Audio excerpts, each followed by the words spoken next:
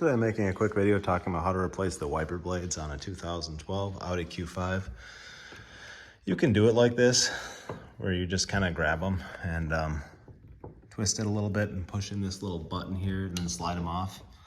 But it's a little bit nicer to put it into service position. On all of these Audis from these years, from say 09 to 2016, I think it is, they use the same kind of screen inside. I'll show you how to put it into a service position where that when you lift it up, it doesn't hit the hood like this.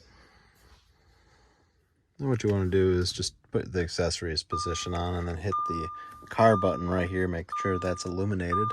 Then you should get to this menu here and use your little dial to spin it until you get to windshield wipers. Now select by pushing down on this rotary knob, and then put this into service position by pushing this down again and then rotating this till on, pushing it down again. Then your wipers go up like that. So you can just leave it like this, grab it out.